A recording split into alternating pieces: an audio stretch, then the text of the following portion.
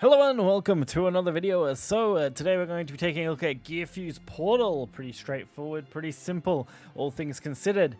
You generate gears through cards, lots of generator cards. Then you fuse said gears to create more gear cards, you know, fortifier artifacts. That's what we're making, different kinds of artifacts. So fortifier is one option, ominous artifact is alpha, beta, and I figure Y is, I don't think it's Sigma, but who knows. Anyway, all the ominous artifacts, all the different symbols, we make each one, you make them up, and then you make the big guy, which is, hang on, I've got to get to the right one because it's only linked to the first one. A Masterwork.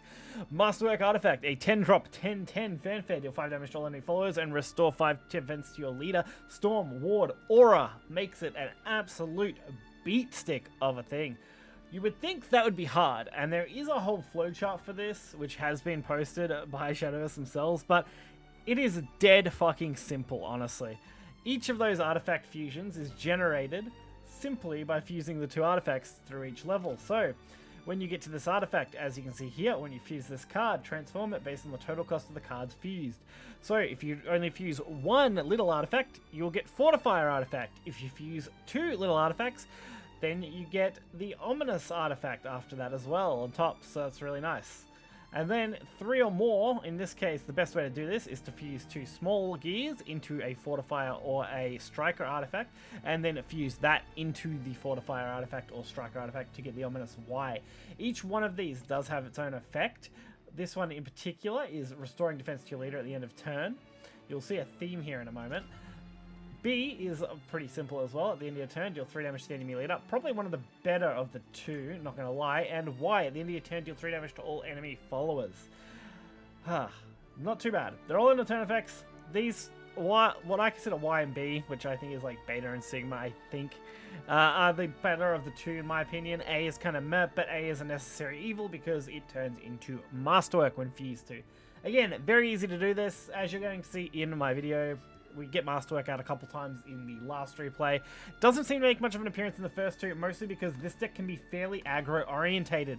It does a really good job of swarming the board with followers that generate these fusible gears, and then using something like Doomright Ward here, we can summon those 5 drops that we were looking at, the ominous artifacts, pretty easily from our hand without having to use them. Same with Doomright Resurge, another really good option, and Rami as well does the same job. And then Ancient Cannon, anytime you do fuse, you will deal 2 damage to a random enemy. Really nice. Also generates gears. Pretty much everything here generates gears in some capacity, or in Bellringer's case, drawing us cards. So, hopefully you guys enjoy it, and we'll get right into it. Alright, getting into our first round here, it is Portal versus Dragon. Dragon has become a pretty meta-dominant early deck for this first day, so I'm not too surprised to see it on these replays. We're starting, obviously, with a pretty nice starting hand of low-cost artifact cards, getting us a nice little boost.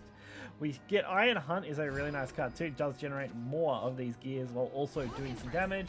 And Kitty Cannoneer has Rush, which is also really nice. The Small Engineer only generates a single artifact gear, but the others generate more, so that can get us some good value.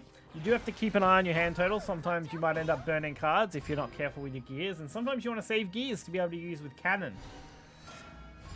Overall, I've really enjoyed this deck, and I find it quite easy to play relatively. I feel like it's got a very high skill ceiling, and there's probably better ways to utilize some of these cards, but it is a lot of fun and reasonably simple to get the basic idea of quickly.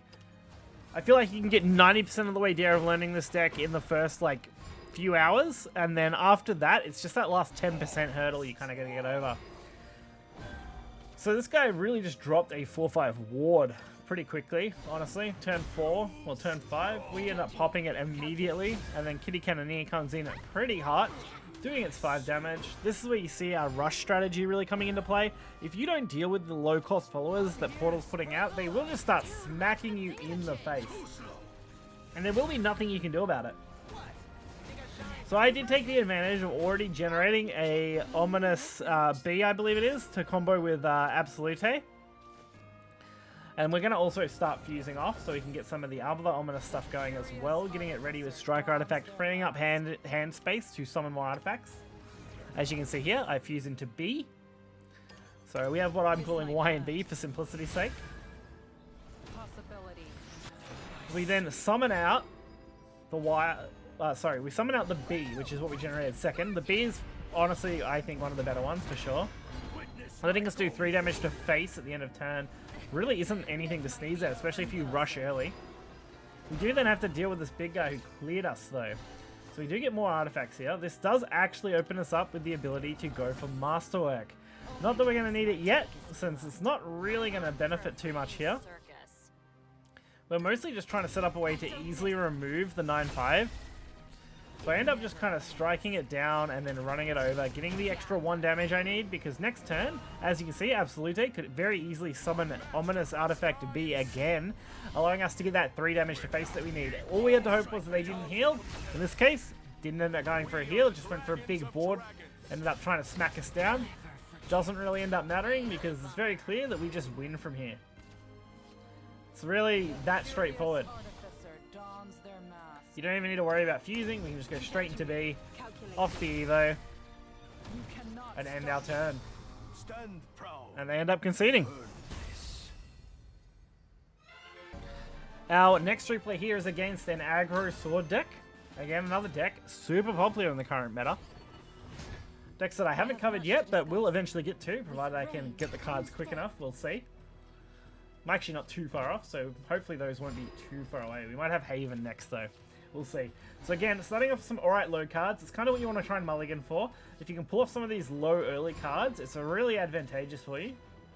Unfortunately, we didn't end up seeing too many more. We do have an okay curve, which I'm kind of happy with. I do like to hold on to gears until I absolutely have to kind of fuse.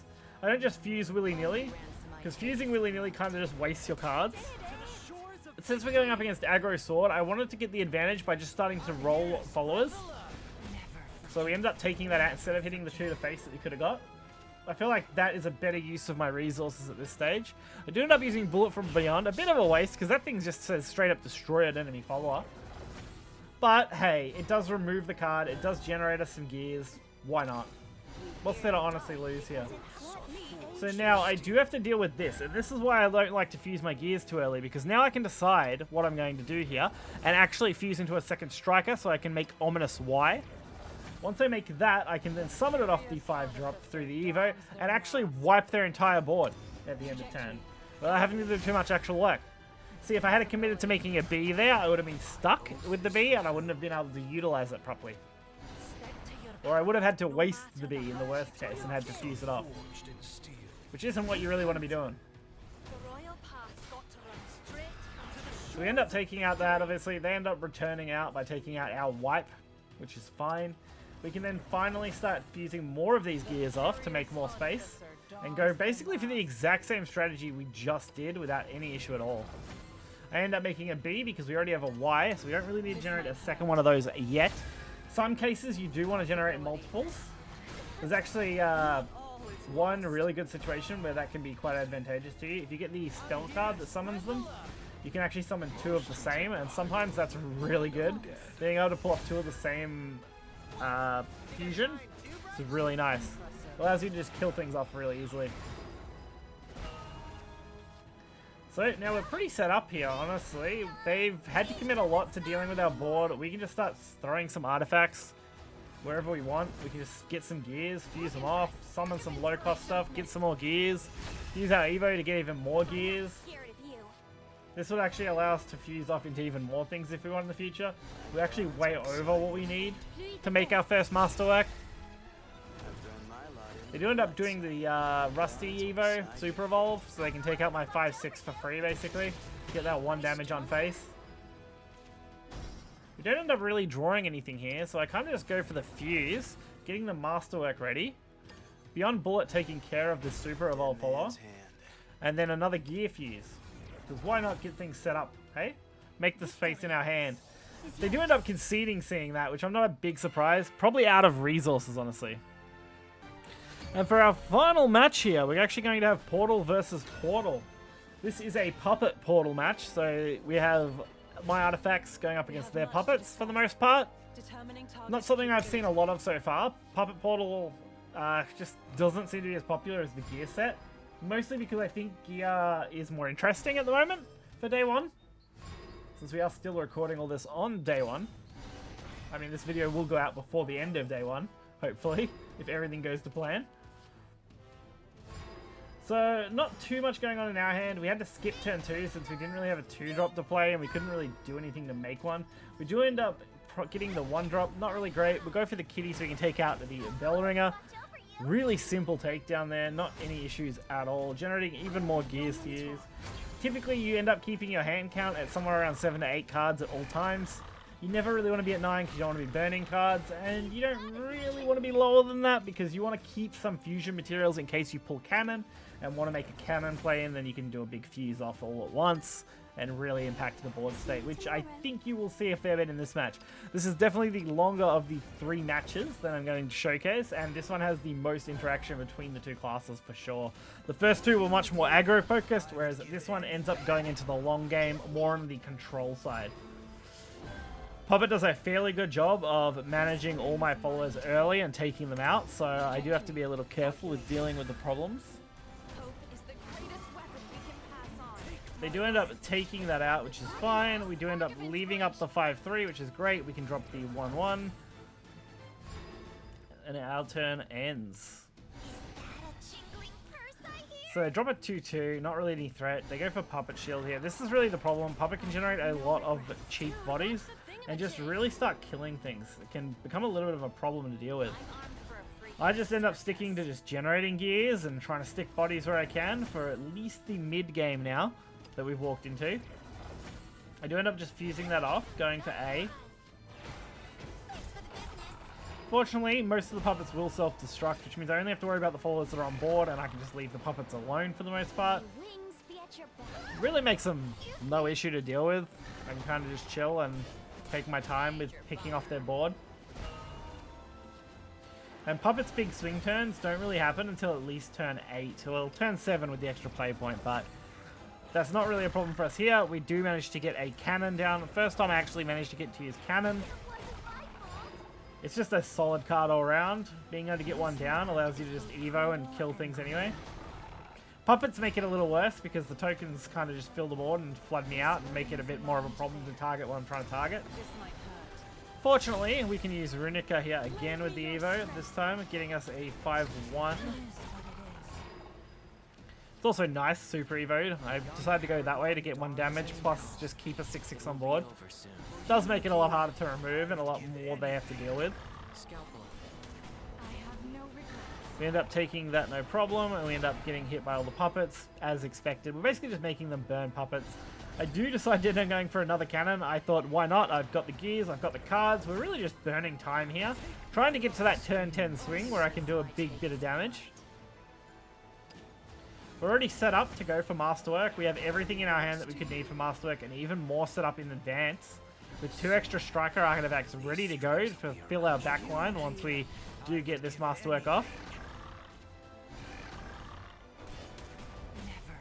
It's actually the one advantage with the gears. You can generate so many gears, it's definitely very feasible to go for 2 Masterworks.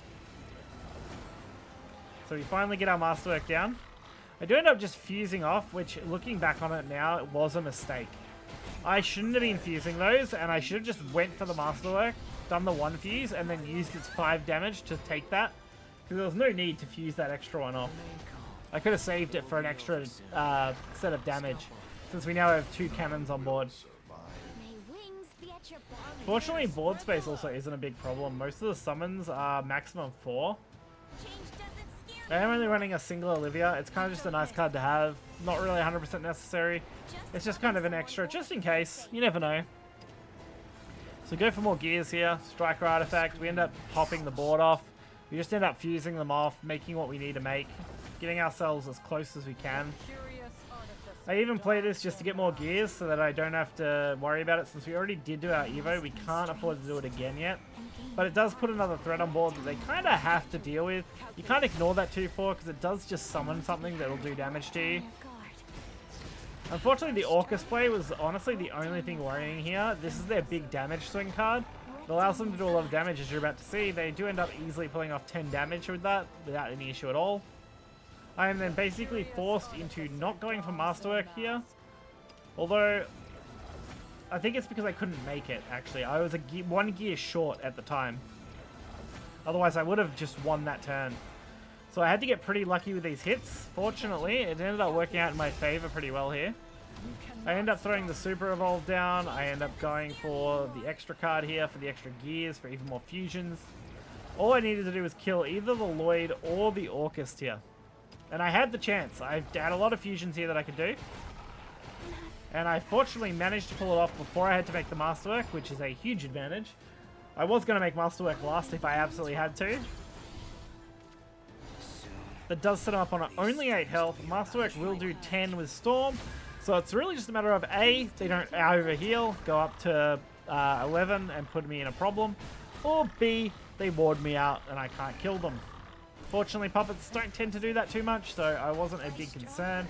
It was really just if they had Orcust on turn... well, if they had Orcust this turn that they're playing out now, I would have died, I reckon. I don't think I would have lived that, unfortunately.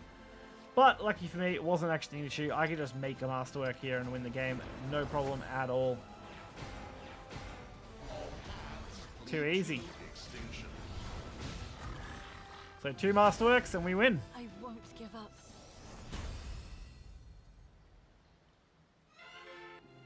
So overall, this deck is a lot of fun. As you saw, it's got a lot of synergistic cards. Everything pretty much generates you gears, and all those gears eventually fuse up and make the massive Masterwork, which is a massive game ender. A lot of games don't have to even go that far, as you saw in the earlier replays, because you can just aggro down really hard by putting bodies on board and hitting them in the face repeatedly. It actually feels like a really solid deck. Again, learning that first 90%, super easy. Mastering that last 10%, that's where the skill will come in. You really need to know what you can make and how you can make it. Try and optimize it as much as you can for that so that you're not wasting fusions where you don't need to, but making sure your hand size is also being managed really nicely. So if you guys enjoyed this, be sure to follow for more, hit the like button, come watch me on Twitch. Until next time, I'll see you then.